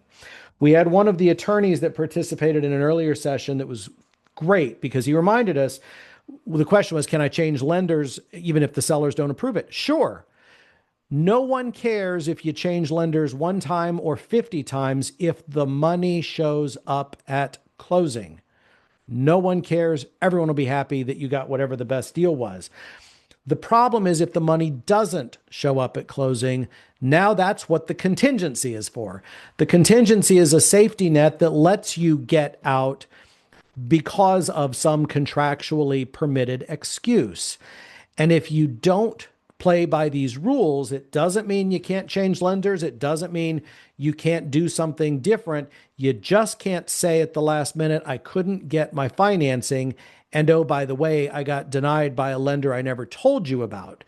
So the idea here is we all of us, brokers, attorneys, have seen a lot of deals where a reputable, local, trustworthy lender issues a pre-approval on a holiday weekend for a buyer who's hot to trot on a house. The credibility of that local lender's pre-approval is a key factor in the seller deciding I'll take your offer as opposed to one of the other offers on the table, only to find out later that the buyer, without telling anybody, changes to some internet lender nobody has ever heard of, that then either doesn't close on time or doesn't close at all. And we just didn't have a solution for that. So the conversation around the provision that you see here all centered around not limiting consumer choice, just limiting the ability of a buyer to unilaterally switch lenders midstream. They can still do it. They will just lose the protections of their financing contingency if they do it unilaterally. So either you're going to identify one or more lenders that you want to use, and there's a blank for it. So you'll see it down on the bottom half of the page on the clean version. It appears in line 298. Doesn't have to be just one. You can put more than one. Well, I don't want to be locked in. I still want to shop around compulsively. Okay, we're going to put in 2 or 3, whoever you've talked to, but you're going to either identify upfront in writing on line 298 which lender or lenders, and if you don't, it will be presumed you're using the lender whose pre-approval you tendered. Attorneys, any other comments on that? No, I think that was a good explanation. Because the really exciting stuff is another opportunity to lose your earnest money. That's going to be the last hot sub topic here. So historically, we have ended up with, this is just a quick summary of what we just talked about. So I talked about all that. So we're going to talk about non-refundability, and I have a quick intro video for that. This is what happens if you let your mortgage commitment deadline pass. So what has been our practice historically is the commitment deadline meant nothing. It was usually a big fat lie. And what do I mean by that? You'd put in a commitment deadline, and first of all, lenders don't have really any such thing as a final commitment because it's not uncommon to see final employment re-verifications happening within a day of closing, or sometimes while the buyers are still at the closing. Somebody's calling around behind their back to make sure they still are employed and can make their payments. So it used to be under our old system that whatever you put in as a financing commitment deadline meant nothing. Why? Because unless the sellers, the onus was on the sellers, unless the sellers took an action to serve a 7-day notice on the buyers, putting teeth in the deadline meant nothing. And sellers generally didn't want to do that because it would freak buyers out, and buyers who were not quite to the point of having a clear to close, but certainly didn't have any reason to think it wasn't going to close and close on time, would basically be forced into terminating the contract. So again, onus was on the sellers, and in practice, sellers were almost never doing this, which the end result was the financing commitment deadline was a lie. We have changed this substantially so that now the onus is on the buyer. So the buyer will still have the benefit of a financing contingency, but if the buyer gets past their financing commitment date without having negotiated an extension and without having terminated under the financing contingency, citing an inability to get financing, if the buyers get past the financing commitment date, The buyers will not have refundable earnest money. That is a big change. And so this is just a quick look at how much stuff got changed. I don't want you to necessarily get bogged down in trying to read the markup. I just want you to see how substantially this was reworded. This is the clean version. So why are we doing this? Well, we're doing it because we've had a few too many situations where essentially at the closing table, a buyer still blew up a deal because we couldn't get financed, and at the last minute, including right at closing, we're going to terminate. We want all of our money back. Well, in many of those cases, probably most of those cases, the buyer didn't do anything evil, but who was really bearing all of the cost of this? It was the seller. The seller definitely hadn't done anything evil. In many cases, they'd already given a buyer one or more extensions to try to get that approval. And then when it still didn't come, I've certainly had over the years, multiple sellers say, well, at least I'll get their earnest money. And I'd have to say, no, you won't. They're going to terminate under their financing contingency, get every penny of their earnest money back, and you simply get all of the downside of lost marketing time, stigma of going back on the market, reactivated after a failed transaction, and then potentially having it sit and sell for less. So this is designed to ensure that there is a date prior to closing where the buyer either has to satisfy themselves that we're good, or the buyer has to affirmatively act to terminate the deal so we don't get to closing and have the buyer blow it up and still have the full protection of a financing contingency with refunding of the earnest money. Fawn says, if you choose another listed lender, do you need an updated pre-approval letter? It doesn't explicitly say that. Although honestly, I do think, a lot of these questions are going to be technical letter of the contract questions. Then there's best practices. Best practices don't surprise the other side for a whole bunch of reasons, not the least of which is it's at least a little disturbing when a transaction coordinator goes to schedule the closing and finds out weeks after it's been under contract when they call the lender, oh, we're not doing that one. Well, what do you mean? So to Fawn's question, no, you don't have to, but at some point along the way, would it be a really, really good idea to tell everyone, hey, quick update, here's the new lender. And this was one that was previously listed on the contract. So we don't need to adjust the contract. I'm just letting you know. So that would be one where the technical answer is no. The best practice is let everyone know what's going on. So Lisa says, can you clarify if a loan commitment and clear to close are the same or different terms? Talk to seasoned agents and got different answers. It really doesn't matter. For the purposes of this conversation, it doesn't really matter, because what's going to happen is when you get past what is referred to as financing contingency date. So this is line 303. It has quotes. It's capitalized. It is a technical term defined herein, the financing contingency date. If you pass that, you're not getting your earnest money back. The real question, I think, Lisa, is under what circumstances would a buyer say, yes, I'm okay proceeding? And that would be if the lender, whether we're using the colloquial term clear to close or a final conditional approval, because they're all still conditioned on something, is the buyer and buyer's agent, are you all satisfied on the buyer side? We're good. Unless I get hit by a bus or lose my job in the next 5 days, we're good. So that's why I don't worry so much about the technical distinction, if there even is one, between a commitment and a clear to close. It's really a question of, are we now confident that it's smooth sailing? We're on that final glide slope, and there's really nothing other than a truly unexpected low probability event like a job loss or getting hit by a bus on the way to closing. Attorneys, other thoughts on this stuff? I do want to clarify that Matt talked about getting hit by a bus, that if that financing contingency date has passed and your buyer gets hit by a bus, that is not an excuse to get your earnest money back. Your earnest money is non-refundable after that financing contingency date, but your financing contingency will continue. Even if you, okay. But also, Jenny, to a sub point, even if you did not designate any earnest money as non-refundable, separate from that discussion earlier. Correct. This It is. provision, even with otherwise technically refundable earnest money, even under this provision, refundable earnest money becomes non-refundable after that commitment deadline. Correct. And you can't, and I realize agents will say, but my buyer got hit by a bus.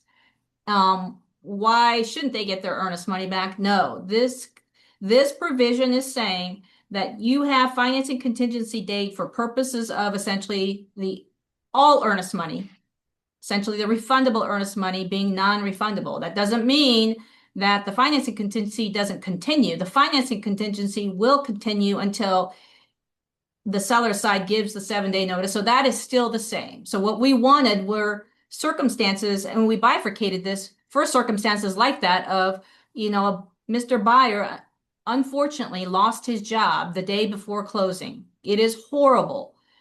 And it would be catastrophic for him to have to make them purchase this property, or they would be in default, or they'd be responsible for tens of thousands of potential damages. So we said the financing contingency will continue, but once you pass that financing contingency date, any earnest money you have deposited will not be coming back to you as the buyer. And when she says it continues, but what that really means is you're going to lose your earnest money, but you're not going to get your pants sued off for $20 or $30 or $40,000. So, because I know the agents are like, well, I either have my contingency or I don't. What do you mean the money's not refundable, but I still have my contingency? Well, the I guess cold consolation is you're going to lose your earnest money, buyer client, but they can't sue you for the $50,000 they may lose by the time they have to relist the house, deal with lost marketing time, deal with price reductions, and sell it for less. And then also, we had a question in one of our earlier sessions. Well, does that mean you're going to have a seller who pounces on that missed deadline and refuses to close 3 or 4 days late and says, I'm keeping your earnest money? Well, I mean, I suppose you could, but realistically, is the seller going to be better off starting back over and completely taking their chances with the market with a reactivated listing pursuant to a failed sale? Or in the real world, would we expect that a reasonable buyer getting reasonable advice from a listing agent and seller's attorney, would a reasonable seller say, yeah, if they can still come back to the table, or the person with a job loss on a Monday is reemployed by Friday? And we've seen that happen too, where the lender says, this will work. I'm going to need another week to re-underwrite this, but this will work. Can the buyer still show up at closing, and will the non-refundable earnest money still be credited to the purchase? Yes and yes. So it doesn't mean that people are going to necessarily do stupid stuff. It just means that under these circumstances, you get that close to closing, the buyer isn't going to get their earnest money back. And if you see a problem, so in real world, we deal with our buyers who are obsessing over details, and they're catastrophizing, and they're not always in the best spot to truly evaluate how high risk are we right now. The big thing, agents, is don't get to that commitment deadline and only then start negotiating an extension. If you need an extension, number one, be communicating all the way through, because you're less likely to get an extension if you surprise the other side by saying, we're not approved yet and would like to just now start the conversation on our approval deadline about why we're not approved and having you give us more time. Well, why would the seller engage in this horse trade of giving you more time? Well, if it is a horse trade, here's what I'm doing. I'm giving you communication. I'm giving you a status update from the buyer's lender credibly indicating we don't have a problem. And if it's a local lender where, Tom Ross' assistant, Emily, knows that my people can walk down the hall and find her and throttle her. Well, okay, so I trust what the local reputable lender is saying.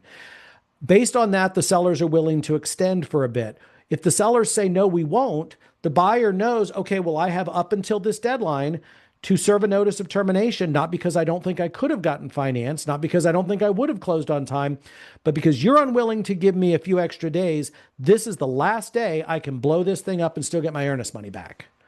So that's how that horse trade needs to look. It doesn't mean you can't and shouldn't see extensions as needed, But buyer agents, you dang well better start those conversations ahead of time. Transaction coordinators and support staff, you probably want to mark your calendars for reminders to start nudging your agents about that at least 2 or 3 business days ahead of that deadline.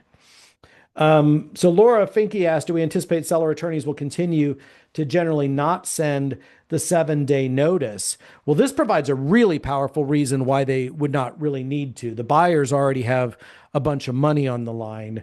So is that the oh, I'm sorry. It's written under Laura's name, signed, thanks, Jeff. Attorneys, you agree? I mean, they could still, but I don't think there's any reason why they would need to proactively do it.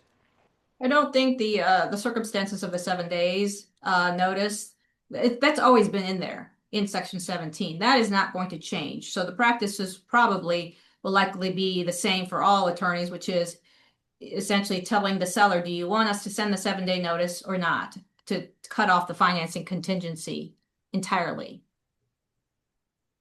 So then Maria asked a question about the cure period. So the contract, and not surprisingly for Maria, it's a high detail question. So many of you have never read the default provision, but under the default provision, there's a 10-day cure opportunity.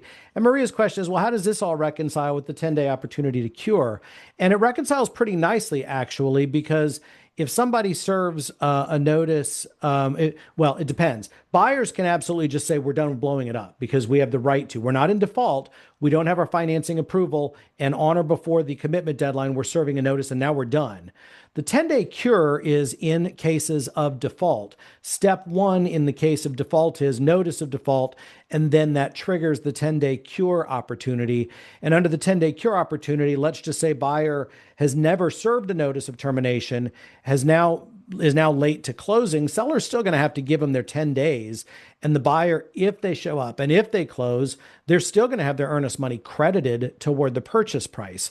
Anything else, attorneys, that I'm missing in terms of reconciling the 10-day cure period with any of the rest of this conversation? No, I don't think so. I think I think agents are getting confused on the 7 days versus the 10 days, which, I mean, rightfully so. But if a buyer just doesn't come to closing, whether it's because the lender's not ready or not, that is a default under essentially the default provision. So you would give the 10 days notice.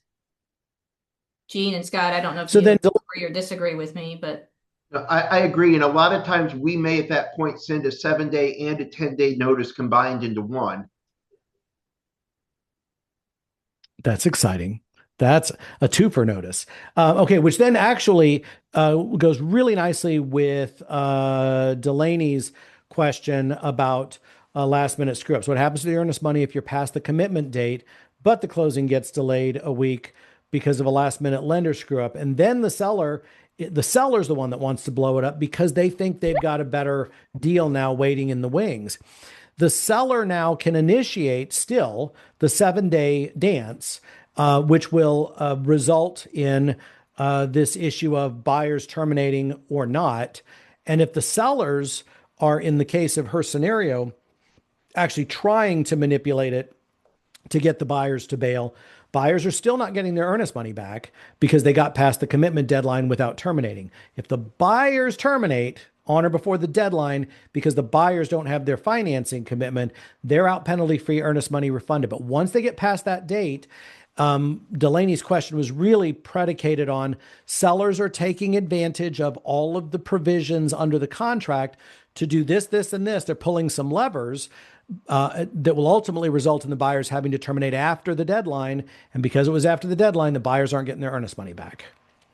Does that sound fair, Jenny and Jean? And Scott let us know he had to get to an 11 o'clock.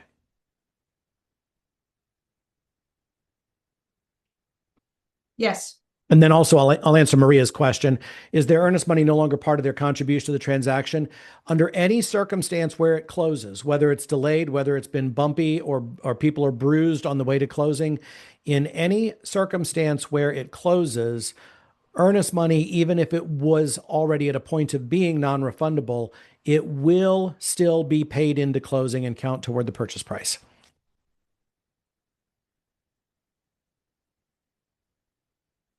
Anything else from the attorneys? No. Okay. So the last little bit of this is entirety of agreement. We are under this paragraph specifying exactly what is a business day, what is not. So there's a little more clarity here. And then the very, very last slide, because we're only 1 minute over time right now, is instead of saying it will be voidable if you misuse this document, instead we're still saying don't use it for the same types of things you're not supposed to use it for anyway. Those are installment sales, mobile homes, multifamily, commercial exchanges, co-ops, new construction, unimproved land that's been added, or homes not previously occupied. Still, don't use it for the wrong stuff, but it doesn't create an absolute right of voidability if you use it for the wrong thing. And so that is it, folks. We got through this in pretty much exactly 2 hours on the nose. We know that for many of you, this is going to be the beginning of a conversation that will continue. And for all of us, we know that once this stuff is out there in the wild, as always, we will end up seeing how it goes. And I'm sure we'll end up doing a future Q&A session with the assistance of our attorneys as we continue to navigate that. Thank you for spending 2 hours with us. We hope you found it worthwhile. And certainly I'll look forward to dealing with questions in the future, folks.